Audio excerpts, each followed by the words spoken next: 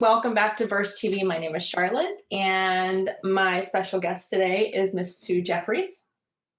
So before I officially introduce her, because we're gonna get serious in this episode. I think it's important that we do. But first, we're gonna play a little game of what if. So Sue, tell me when to stop. Stop. If you wanted to learn a new skill, would you go to YouTube or would you go take a class? I would go take a class.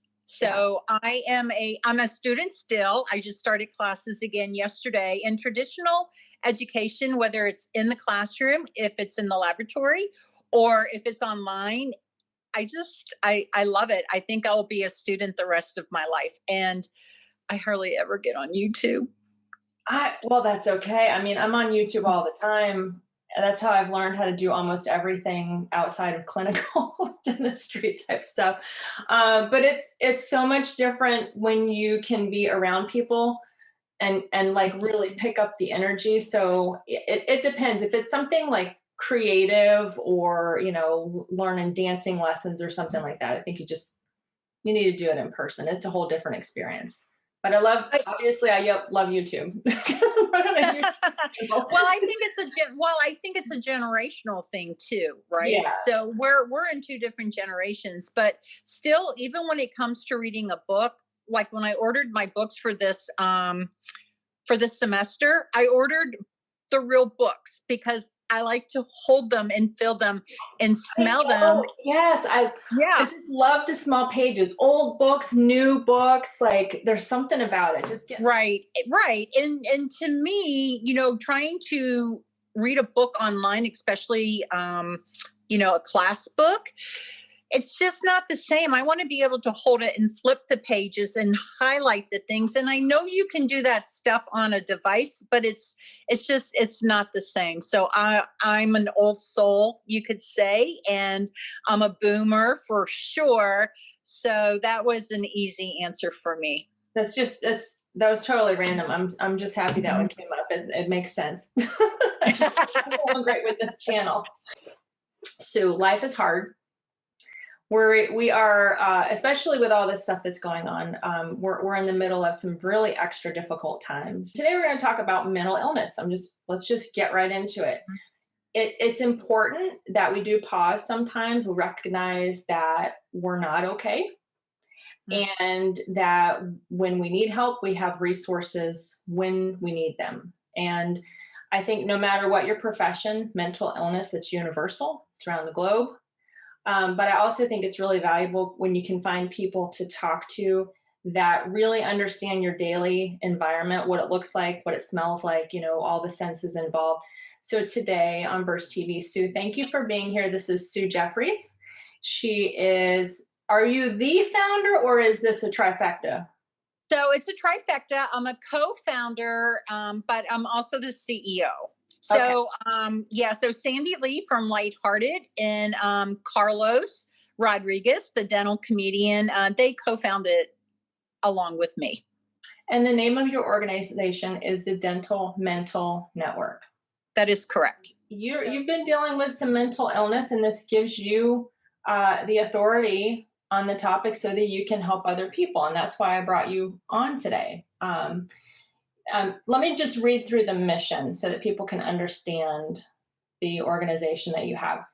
Your mission is to help dental professionals with mental illness issues survive and thrive by helping to remove the stigma surrounding mental health issues, by offering support and resources, and providing a platform for sharing their stories. We just built a whole new executive committee and board, and I couldn't be more excited about it. So we have dentists and we have hygienists who have become licensed counselors, hygienists who have received their doctoral degrees, and it's just, I'm so proud. I'm so proud of this board, and I can't wait to announce it. But we want to honor everyone and announce it in the best way. So that's going to be a formal press release that's coming out soon. When is that going to happen?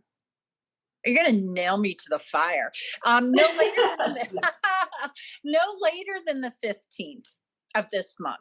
Oh, okay. All right. Well, that's Mhm. perfect. I'll make sure to Yeah. align some things so that it makes the most sense here. Awesome. So, what caused you and the founding members to get together and like? Because a lot of people say they want to do something, they want to give back, but to actually form an organization like this, like, what was that conversation like, and what really pushed you guys to make this happen?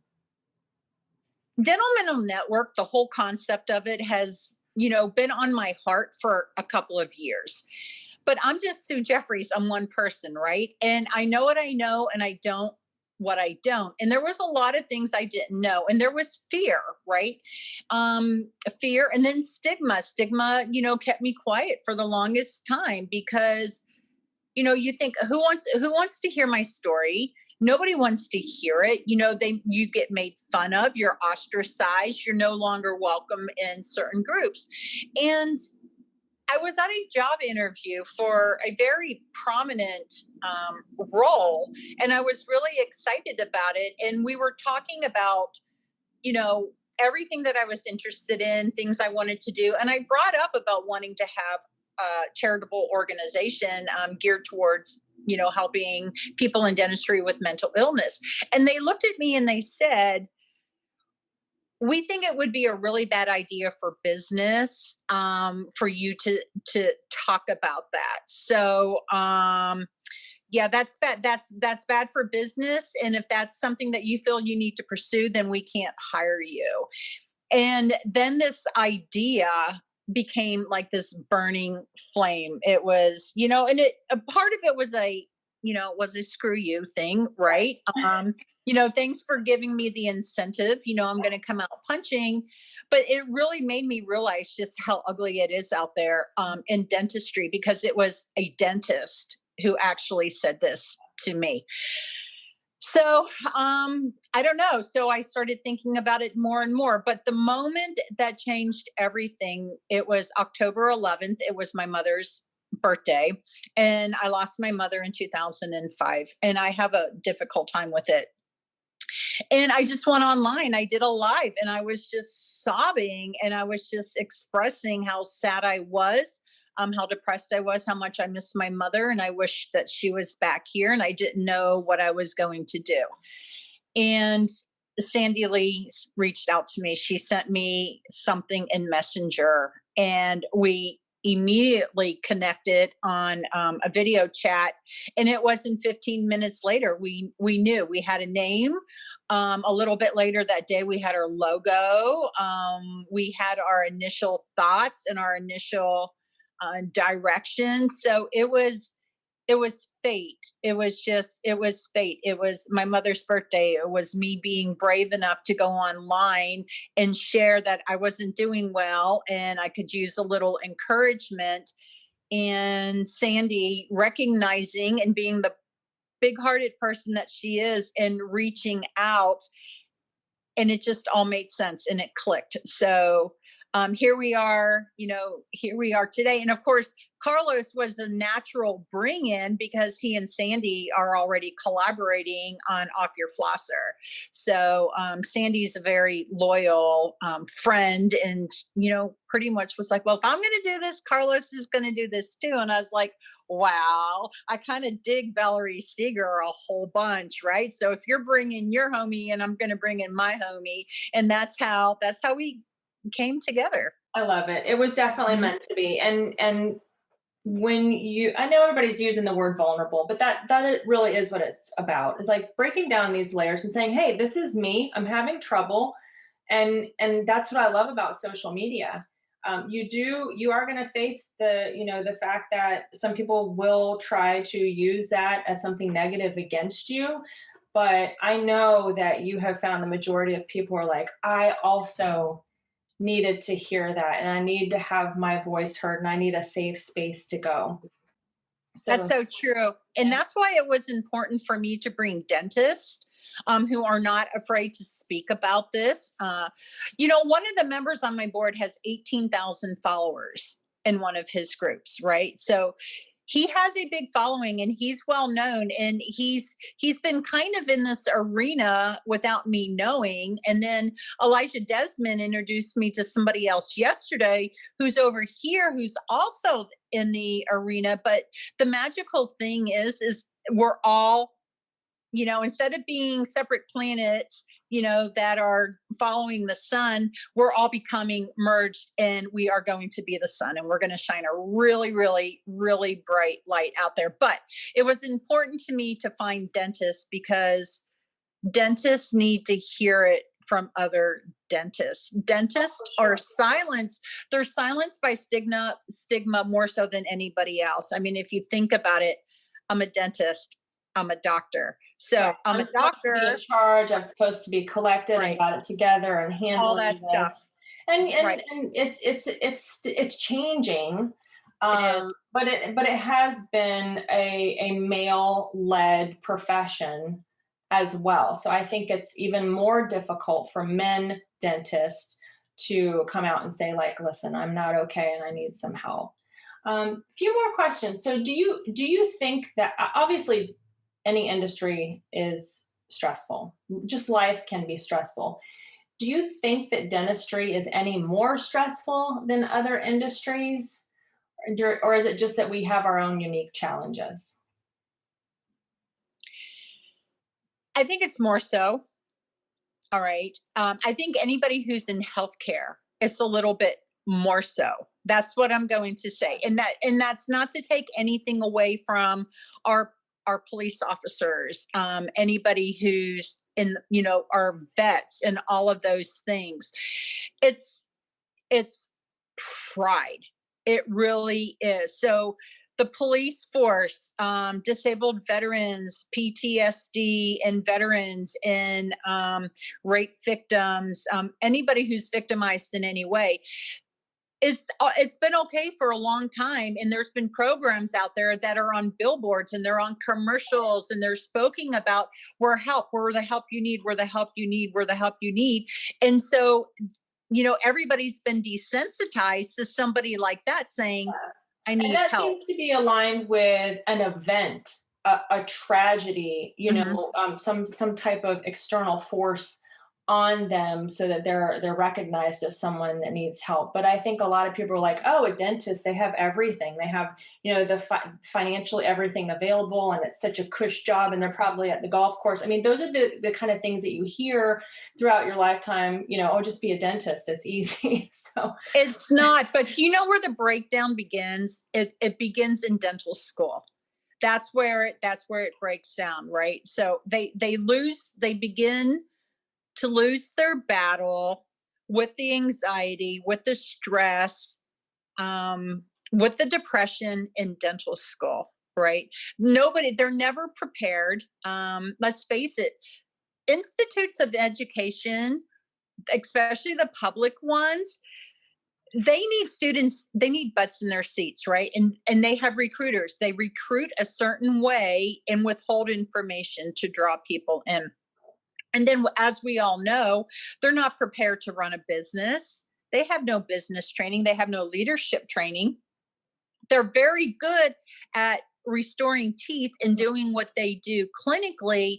Outside of that, they don't have that training. So it starts with the stress of being a student, right? It starts with, in dental school, not being able to say that you're having trouble because, well, gosh, you're going to be a doctor and you need to be able to make decisions like right, this, put yourself right? under control. Like Yeah. that. And now you're telling me that you're a little bit sad today, or you're a little bit stressed out.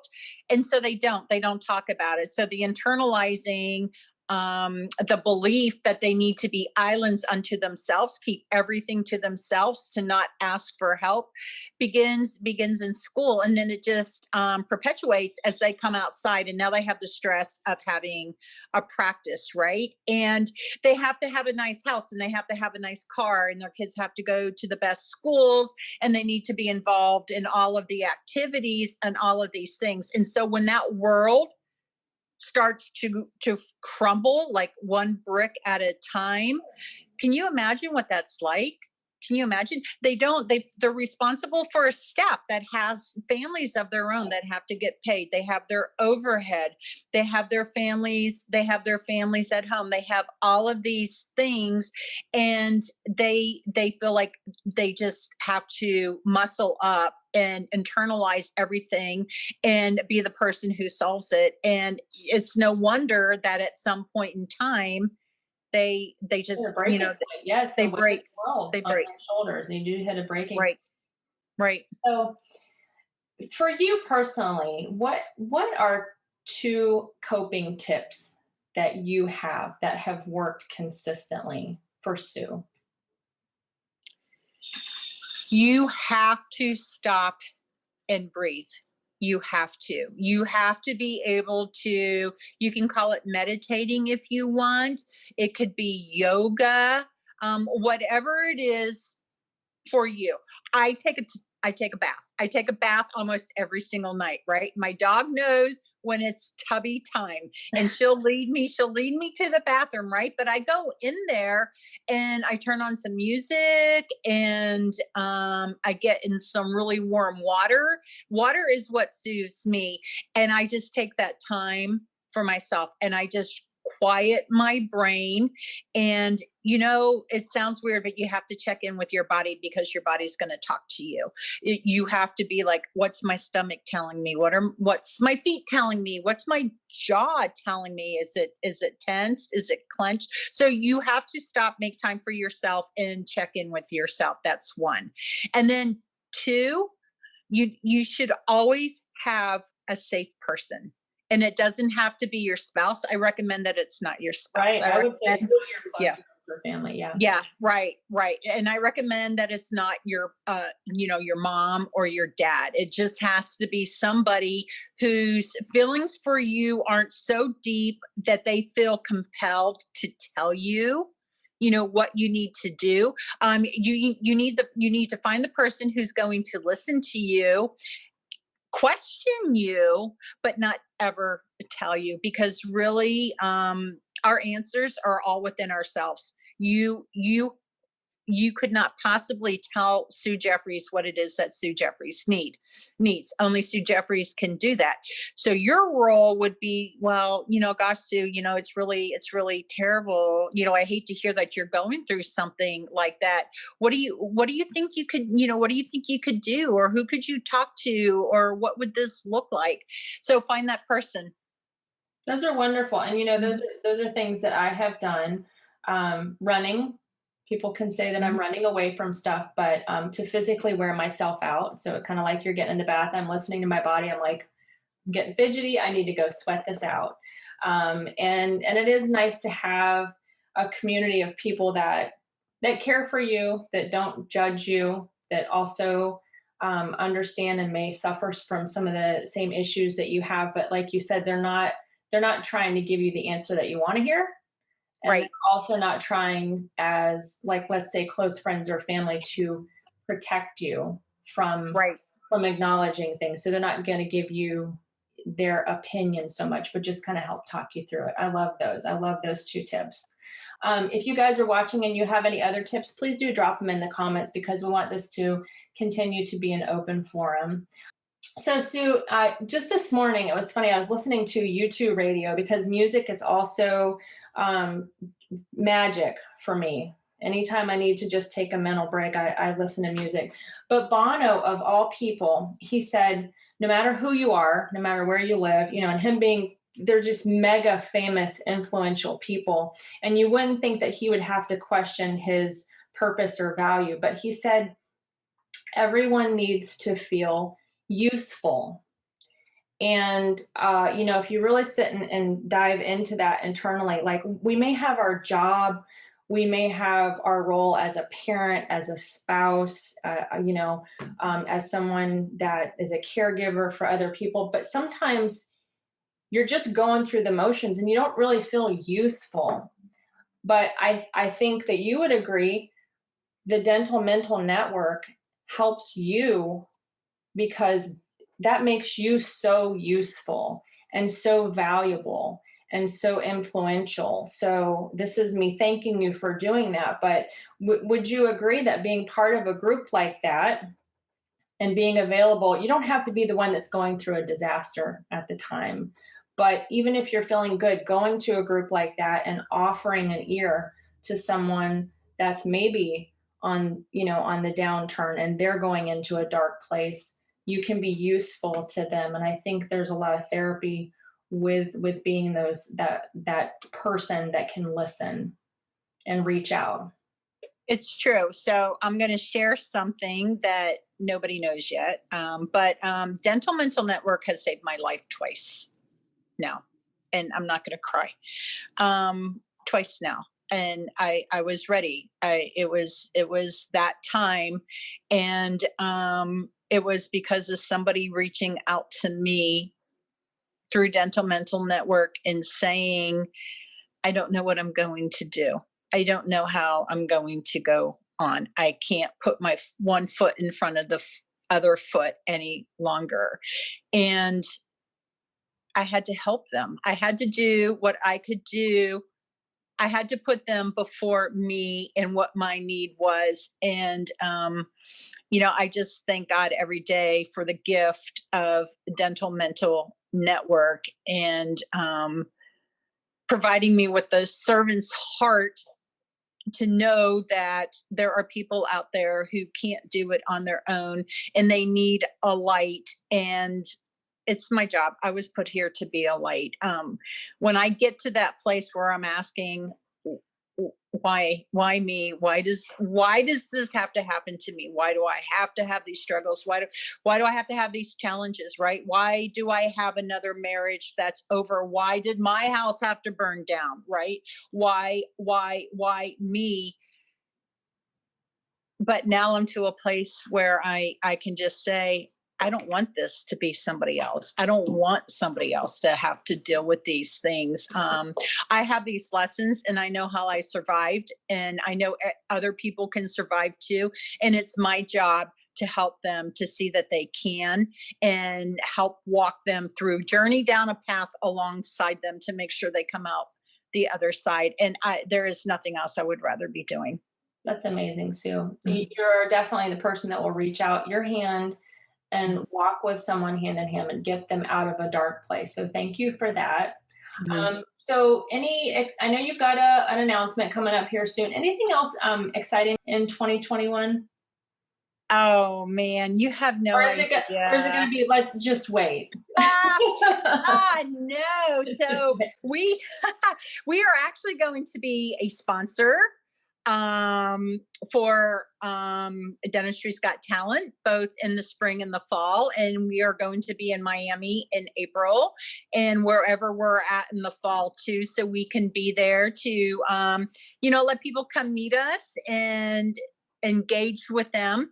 But the other thing is so out of the ashes, always the phoenix will rise, right? And something positive will happen. So I am closing on a house. I purchased a house and I'm closing on a house. But what's so special about this house is this house has 4 bedrooms and 3 bathrooms. And it's on the water. And it has a boat slip that I'm going to have my jet skis in, but there's paddle boarding right off my dock and there's kayaking right off of my dock. And the beach is less than 10 minutes away. And so it's going to be set up as a safe house. Yeah. And we're going to have small retreats there. So we'll be able to bunk people up in the rooms and we will have focused retreats and the right people coming in who can work with everybody, like real licensed professionals. And just wait, it's going to blow up. So we're going to have weekly webinars and guest speakers and programs and all the help all the help in the world, and I'm surrounded by the right group of people, and we're going to bring it. We're going to help a lot of people. I'm so excited for you, Sue. Mhm. Thank you. And thank you for everybody that's on your Facebook group and it's working and being involved with your website and all the programs that are coming up. You're a light in this world and a great resource for all of us. So thank you for taking some time with us today. I'm going to put all of her contact information below so you guys can check it out. Of course, give us a thumbs up if you were here, and subscribe to Burst TV, and we'll see you guys next time. Thank you. Thank you.